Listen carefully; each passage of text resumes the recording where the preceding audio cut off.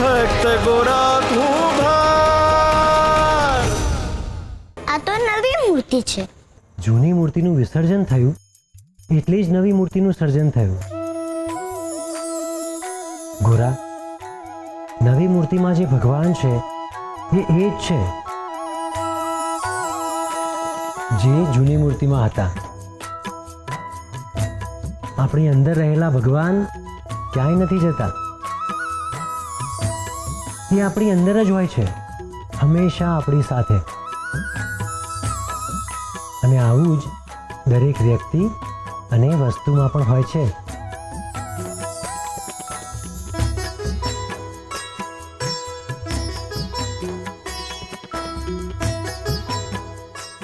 એટલે ભાઈબંધ, આપણાથી કોઈ દૂર નથી જાતું એમ ને? જાય છે, પણ પછી નવા સ્વરૂપમાં એ પાછું આવે છે.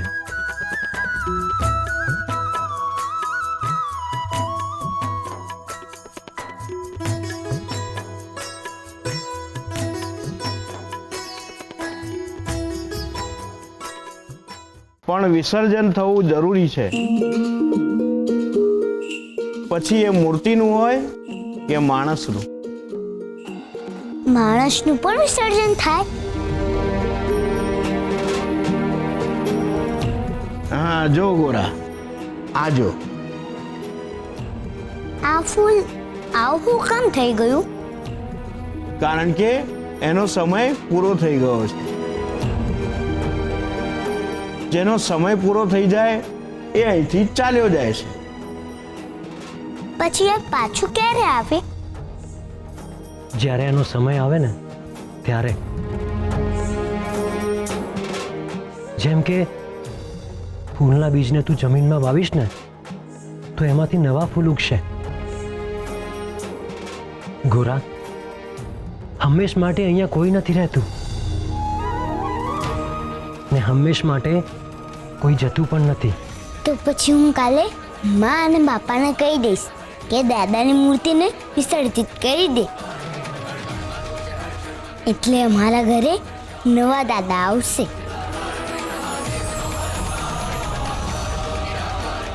ભાઈ,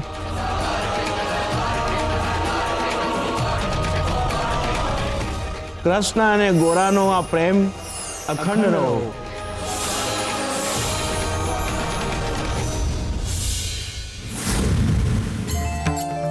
બોલો શ્રી ગજાનંદ ગણપતિ બાપ્પાની જય.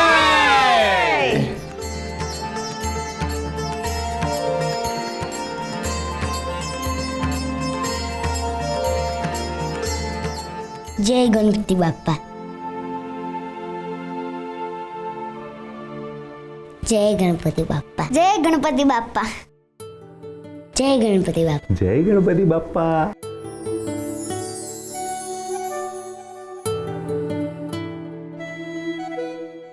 જય ગણપતિ બાપ્પા. ભગત, વિસર્જન વેળાએ તો ગોરાને બહુ હાચવવો પડશે. એ તો મૂર્તિને હળવાઈ નહીં દે. ચિંતા ન કરો દેવી, હું છે ને દાદાને કહીશ એ ગોરાને લઈને છે ને બહાર ફરવા જાય અને ત્યારે આપણે છે ને બાપાની મૂર્તિનું વિસર્જન કરી દઈશું. પણ ભગત, એ બહારથી પાછો આવશે ને જો મૂર્તિને અહીં નહીં જોવે તો આખું ઘર માથે લે. વિસર્જન તો કરવું પડશે ને દેવી? હાશ, તો વિસર્જન તો કરવું જ પડશે ને. આપણે ગણપતિ બાપાને તૈયાર કરવા પડશે. એમને ઘરે જવા હતું. આપણે ગણપતિ બાપાને તૈયાર કરવા પડશે. એમને ઘરે જવા હતું.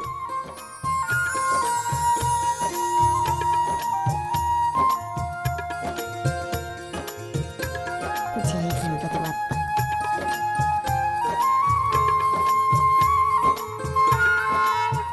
જો દેવી, ગોરો સમજી ગયો, તૈયાર થઈ ગયો બાપાને વિદાય આપવા હાટું.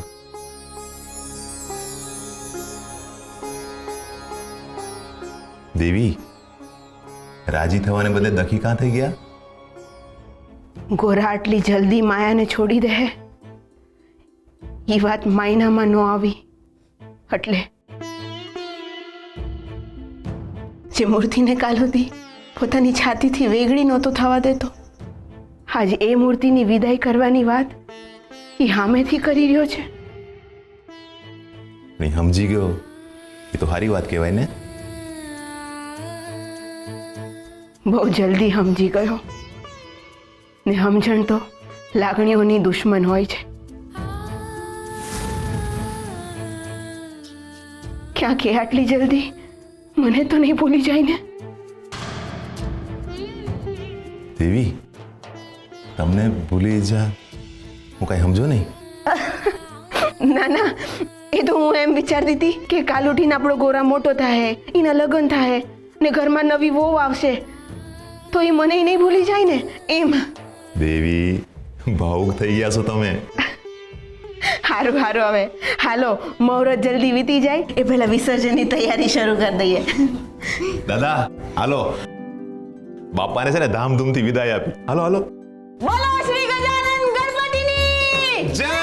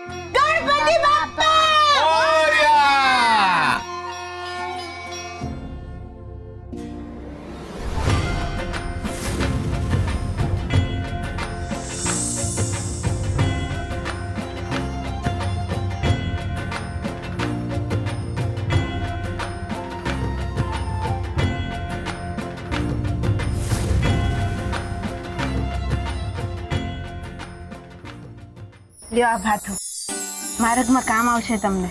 અરે આ તો ઓડકાર છે મારો, બાથું નહીં ભાવ છે તમારો. એ બેટા પગે લાગ.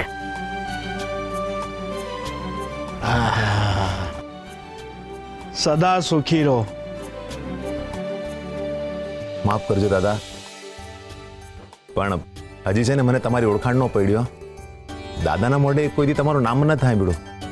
પણ એક વાત કહું, તમે આવ્યા નહીં બહુ ગઈ મોં, પણ હવે જ્યારે આની કોર આવવાનું થાય ને ત્યારે રોકાવા એવા આવજો. એ ક્યાં જતા ન તો એ ફરી આવે શું કામ? એ આયા છે આપણા હૃદયમાં. હિને બીજા ભાઈબંધ. હા મારા ભાઈબંધ.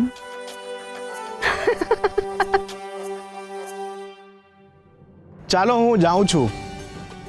દાદા, જાઉં છું એમ ન કહેવાય, આવજો એમ કહેવાય. આવજો. જય શ્રી કૃષ્ણ. જય શ્રી કૃષ્ણ. ગોરા, હું થયું દાદા, કાંઈ ભૂલી ગયા?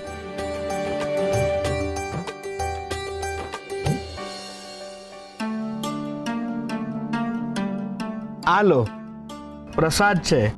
આ ગામવાળાને મારા કારણે બહુ જ તકલીફ પડી છે. એમના કોઠાર ખાલી થઈ ગયા. એમને ઘેર ખાવા અન્ન પણ નહીં હોય. આ પ્રસાદ એમને ઘેર વહેંચી દેજો. એમના ઘેર ક્યારેય અન્ન નહીં ખૂટે. ને એમને કહેજો કે મને માફ કરે. એમના પર દાદા અને કૃષ્ણની કૃપા સદાકાળ રહેશે. જય શ્રી કૃષ્ણ. જય શ્રી કૃષ્ણ. દાદા, મને કઈ નહીં આપવાનું? હા, તમને પણ આપવાનું ને. હું આપવાનું? શિખામણ. કેવી શિખામણ? જો યાદ છે ને, જેનું સર્જન થાય છે એનું વિસર્જન થાય જ છે.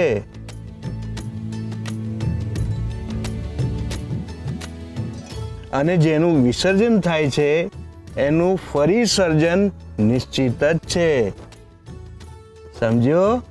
હા. જય શ્રી કૃષ્ણ. જય શ્રી શ્રી કૃષ્ણ. કૃષ્ણ.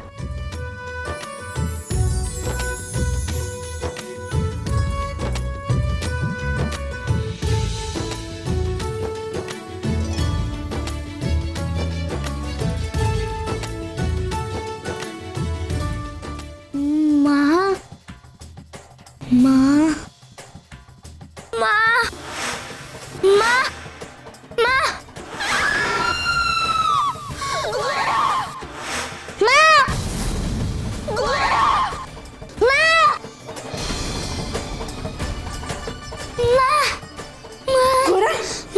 હે ગોરા બેટા, શું થાય છે તને? હે ભગવાન.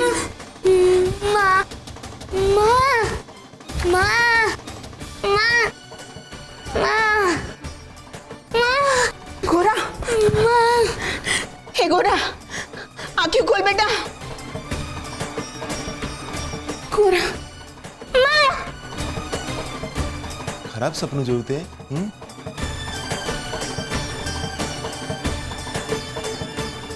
એ બેટા હું થયું? હા, આમ ઝબકી કાં ગયો?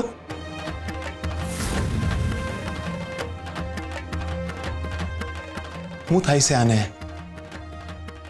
ખબર નહીં ભગત, પણ થોડા દીથી આમ અચાનક જ ઝબકીને જાગી જાય છે.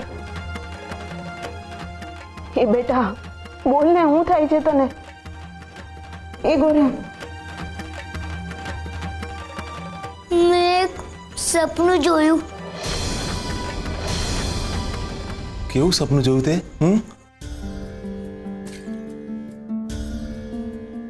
ના, એનો કહેવાય. સગરી કાકી કહેતા હતા કે હવારના સપના હાચા પડી જાય.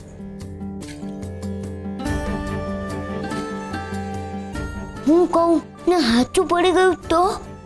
બેટા હરી કરે નહીં હાસુ. સપનામાં હોય ને એ નહીં હો.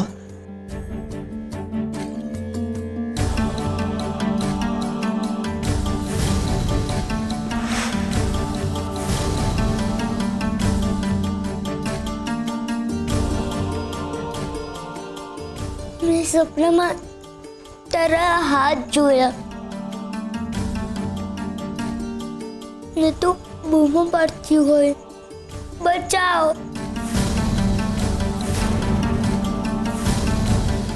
તું બૂમો પાડતી હતી, હું કાંઈ ના કરી શક્યો. તને શું થાય છે મારા સપનામાં માં?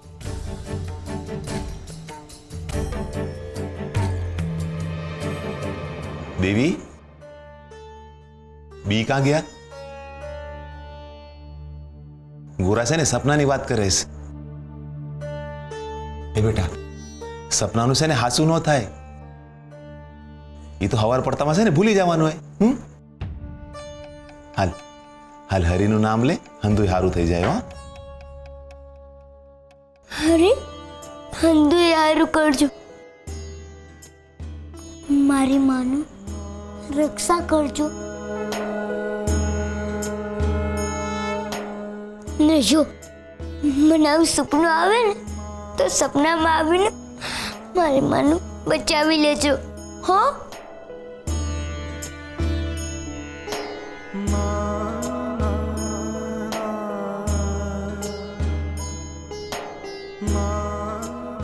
બહુ સારું બેટા. તો હંધુય હરીને હોપી દીધું ને?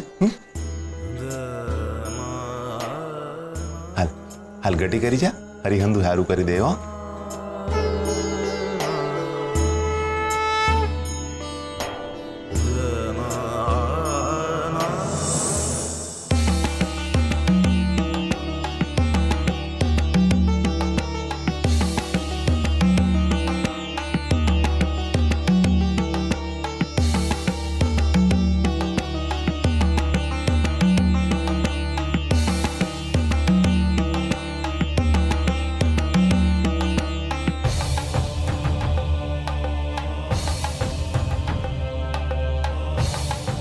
જગતની પીડા હરનારની આંખોમાં આટલી પીડા?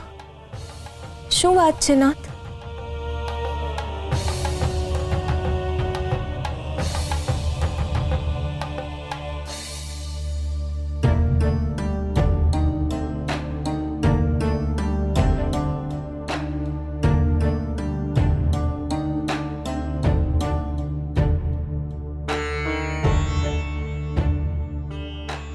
રૂકમણી, ગોરાને જન્મ મરણના ચક્રની સમજ તો આપી, પણ આ સમજ ફક્ત માહિતી બની રહેશે. જ્યારે વાત સ્નેહીના મૃત્યુની આવશે, દેવીના મૃત્યુ સમયે ગોરાનું મન કોઈ તત્વજ્ઞાન નહીં સમજે. અને એમાં વાંક ગોરાનો પણ નથી, કારણ કે હું આ પીડામાંથી પસાર થઈ ચૂક્યો છું. જ્યારે માતા યશોદાથી અળગું થવું પડ્યું હતું, ત્યારે જાણે શરીરનું કોઈ અંગ છૂટું પડી રહ્યું હોય ને, એવી પીડા અનુભવી છે મેં. હવે ગોરા સુધી સત્ય પહોંચાડવા માટે સપનાની રીતનો ઉપયોગ નહીં કરી શકાય. મારે સીધે સીધી જ એને સત્યની જાણ કરવી પડશે. એટલે તમે ગોરાને કહી દેશો કે દેવીના મૃત્યુનો સમય નજીક આવી રહ્યો છે. સમય હાથમાંથી વહી જાય એ પહેલા એને સમય સમજાવી દેવો જરૂરી છે. હું તમારી કોઈ મદદ કરી શકું નાથ?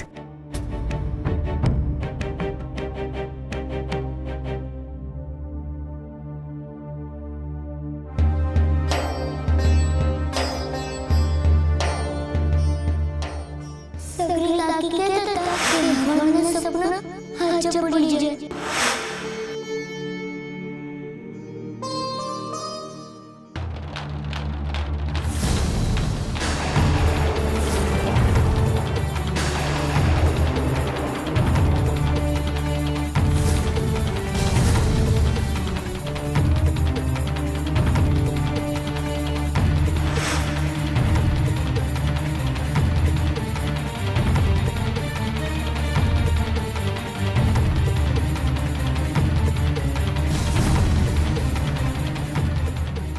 હે હરી, આ કેવી તકલીફ છે. હું થાય કાંઈ સમજાતું નથી. શું થવાનું છે? એ બળેલા હાથ એનો અંદેશો આપી રહ્યા છે.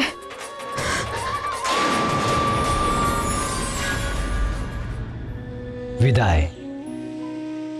વિરહથી ભીંજાયેલો શબ્દ એટલે વિદાય. મનુષ્યનો સ્વભાવ છે પ્રેમ અને લાગણી. સામાન્ય જીવ સાથે પણ મનુષ્ય સમય જતાં ઊંડા સંબંધો બાંધી લે છે. એની હૂંફની અને એની હયાતીની પોતાની જાતને ટેવ પાડી દે છે. અને એ ટેવને લીધે મનુષ્ય ધીમે ધીમે એવા બંધનમાં બંધાઈ જાય છે જાણે વ્યક્તિ કે વસ્તુ એના શરીરનું અંગ હોય એવા અનુભવમાં જીવવા લાગે છે. પરંતુ આ સંસારમાં કોઈ જ અવિનાશી નથી. દરેકનો એક સમય આવે છે અને એ સમયે એને વિદાય આપવી જ પડે છે. વિદાય એ સંસાર ચક્રનો નિયમ છે. વૃક્ષોએ પણ પોતાના પર્ણોને વિદાય આપવી પડે છે. એટલે દરેકને પ્રેમ કરતી વેળાએ એ પૂર્વ શરત રાખવી કે તમે વ્યક્તિના વ્યક્તિત્વને પ્રેમ કરો છો, એના અસ્તિત્વને નહીં. અને એ જ સાચો પ્રેમ છે. મનમાં જો માત્ર શુદ્ધ પ્રેમનો જ ભાવ હશે તો વિદાય વિરહ નહીં પરંતુ પ્રસંગ બની જશે.